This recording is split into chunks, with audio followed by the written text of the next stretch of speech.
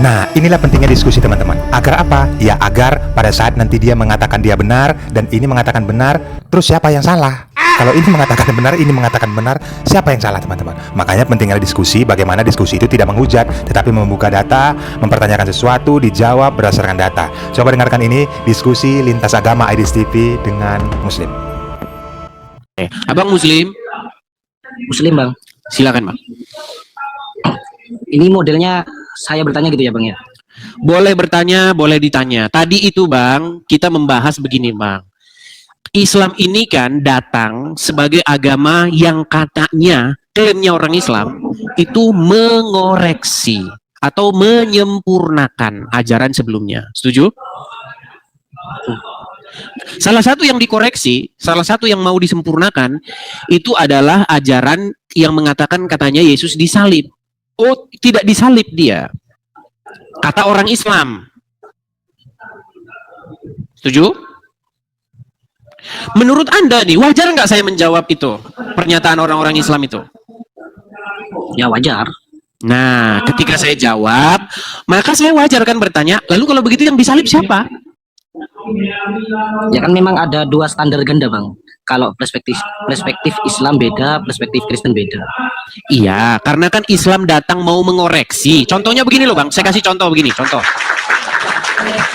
Misalnya Anda punya bapak Anda namanya Joko, misal. Lalu datang orang mau mengoreksi. Rizal, bapakmu bukan Joko. Kira-kira wajar nggak Anda bertanya, lalu siapa? Wajar nggak Anda nanya gitu? Wajar, wajar. Nah, sama seperti ini. Anda datang di abad ke-7, yang disalib bukan Yesus. Nah, saya tanya nih, siapa kalau gitu? Siapa coba? Kalau dalam Islam, di saat Nabi Isa begitu ya istilah kalau dalam Islam, di saat hendak disalib, bukan dalam rangka untuk menebuskan dosa umatnya, bukan Mari kan? lain, tapi memang Bang, kita bukan bahas disalib untuk apa, bukan. Yang disalib itu kalau gitu siapa? Itu dulu, Bang. Karena ini jadi masalah gitu loh. ya, Siapa yang disalib kalau gitu? ya. Kalau dalam Islam, jadi yang disalib itu adalah apa namanya, yang ikut lari bersama Yesus. Cuman berarti kalau dalam Islam Nabi Isa ya, Nabi Isa, sehingga Nabi Isa itu di saat keadaan lari itu oleh Allah Subhanahu Wa Taala diangkatlah ke langit dan orang yang diganti dengan Yesus. Maksudnya Diganti. Nah, ada orang yang kalau dalam Quran itu orang yang serupakan dengan Yesus, sehingga dialah yang kena salib, sehingga orang-orang menyatakan itu adalah Nabi Isa atau Yesus itu dalam istilah. Oke, siapa orang Ya tersebut? sudah, kalau standar Siapa kami, orang tersebut? ya yang berlari bersama Yesus itu. Iya, siapa? Namanya siapa? Itu kalau detailnya begitu. Namanya siapa? Kalau detailnya itu, kalau detailnya itu kan. Nah, ini makanya Bang, ada. makanya Bang orang Kristen tuh ngetawain agama Islam. Apa susahnya bagi Allah ngasih tahu yang benar? Apa sulit bagi Allah ngasih tahu yang disalib itu bukanlah Yesus, tetapi yang disalib itu adalah tono? Apa susahnya bagi Allah? Kenapa Allah seperti malu-malu kucing gitu loh? Siapa yang disalibkan? Anda bilang nggak tahu. Ini kan sama seperti ada ngoreksi Anda. Bapak Anda bukan Joko. Lalu siapa? Pokoknya bukan Joko. Siapa dong? Ya bukan Joko. Bang, ini kan saya bilang, Bang, ini Anda mabuk atau bagaimana gitu loh. Anda ini kan seperti kurang kerjaan gitu loh. Mengoreksi sesuatu tetapi Anda tidak ngasih yang benar. Gitu loh, Bang. Nah, oke lah. Kita kalau ke situ terus nanti kita jadi agak-agak Saya bisa lama. bertanya nggak, Bang? Sebentar, kita selesaikan dulu itu, Bang. Kita selesaikan dulu. Gini. Ya itu kalau dari saya ya sudah selesai sampai situ. Akhirnya kalau secara detail namanya siapa, umurnya siapa, terus siapanya itu ya sudah. Oke. Baik, Anda tidak bisa menjawab siapa orang itu. Sekarang begini, Bang.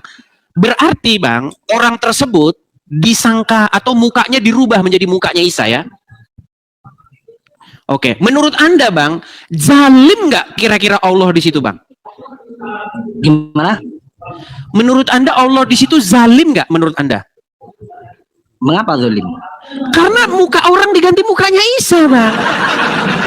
Bayangkan, Bang, misalnya gini, misal nih, contoh kita kasih siapa koruptor atau siapa yang terkenal di Indonesia siapa? Misalnya Angelina Sonda. Angelina Sonda kan dia korupsi, setuju? Bang, jangan ngaca terus, Bang. Udah ganteng kok, Bang. Bang, Abang udah ganteng kok, Bang. Jangan cari cewek di sini, Bang. Bang, Abang jangan cari cewek di sini, Bang. Di sini Abang sudah ganteng, percaya sama saya, udah ganteng. Ya. Kalah Roger dan Wata. Dengarkan. Angelina Sondak, dia seorang yang terdakwa korupsi, terpidana korupsi. Kemudian jaksa mau memasukkan dia ke dalam sel, ke dalam penjara. Bayangkan, Bang, istri Anda dirubah wajahnya jadi mukanya Angelina Sondak. Terus akhirnya istri Anda dimasukkan ke penjara. Menurut Anda zolim nggak itu orang yang bikin muka istrimu jadi mukanya Angelina Sondak? Zolim nggak dia? Berarti menurut Abang, Nabi Isa atau Yesus lah kalau dalam istilah Abang, itu salah berarti ya, orang yang Bang, jangan dulu ke sana-sana, Bang. Nanti kita satu-satu, kalau ngobrol tuh satu-satu, Bang. dia punya salah. Udah mulai sinyal dimati-matikan nih sama dia. Kalau penyerupannya begitu. Udah kasih kode-kode dia ini, sinyal suruh dimatikan. Bang, menurut Anda nih, zolim nggak orang tersebut yang merubah wajah istrimu menjadi wajahnya Angelina Sondak? Kalau dari saya penyamaannya kurang tepat, Bang. Kurang tepatnya gimana? Kalau sampean menyamakan dengan tadi seseorang yang memang salah, yang memang harus dihukum, kok diserupakan dengan orang yang tidak salah, ya jelas dolim. Oke. Kalau dalam sejarah Nabi, ya nggak, Pak, udah kepikiran ya, Bang, kan Abang cerdas ya. Oke, baik. Sekarang saya tanya sama Anda, adakah Gantian, Bang, contoh-contoh? kapan saya nanya, Bang? Bang, saya respon dulu. Ya kan? Jadi menurut Anda, orang yang benar, orang yang menyampaikan kebenaran, mustahil dianiaya. Menurut Anda nih, di dunia yang nyata ini, ada nggak? Kabur kan? Jadi logika mereka ini kadang-kadang aneh. Anehnya bagaimana? Kalau orang menyampaikan kebenaran, orang berbuat benar, mustahil dianiaya. Loh, di dunia ini, teman-teman, berapa banyak orang melakukan kebenaran dianiaya? Masa mustahil dianiaya? Berapa banyak contoh di dalam Al-Quran nabi-nabi itu dibunuh? Mau saya tunjukkan kamu ayat di dalam Al-Quran bahwa nabi-nabi itu dibunuh? Apa karena itu berarti nabi-nabi tersebut berbuat salah? Kan tidak. Gimana? Kamu bertanya kepada saya tentang iman saya.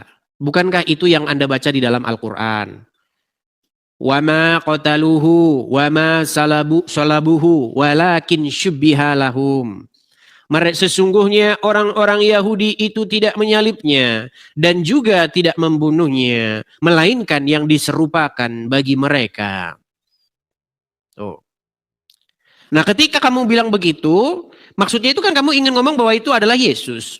Yesus itu tidak disalib oleh orang Yahudi, tidak dibunuh oleh orang Yahudi, melainkan diserupakan bagi mereka. Nah, karena statement Anda seperti itu, otomatis kan menimbulkan yang namanya perdiskusian atau perdebatan. Nggak apa-apa debat, gitu loh. Makanya orang Kristen nanya, wahai saudara sebangsaku orang Islam, kamu bilang Yesus tidak disalib, lalu siapa? Nah, kamu sebagai orang yang memancing atau yang mengasih tahu itu, harusnya kamu ngasih tahu dong siapa. Sebagai pertanggungjawaban kejelasanmu. Kalau kamu tidak ngasih tahu siapa, ya saya anggap saja kamu bercanda. Kalau saya katakan kamu bercanda, kamu jangan marah dong. Contoh, kamu datang ke rumah orang, kamu bilang sama misalnya sama Gibran misalnya. Kamu bilang begini sama Gibran, Gibran, sesungguhnya sebelum engkau menjadi wakil presiden sebelummu bukan Ma'ruf Amin. Padahal kita tahu bahwa wakil presiden sebelum Gibran itu Ma'ruf Amin. Kalau Anda bilang bukan Ma'ruf Amin, maka Anda harus jawab siapa? Karena semua orang tahu bahwa wakil presiden sebelum Gibran bernama Ma'ruf Amin.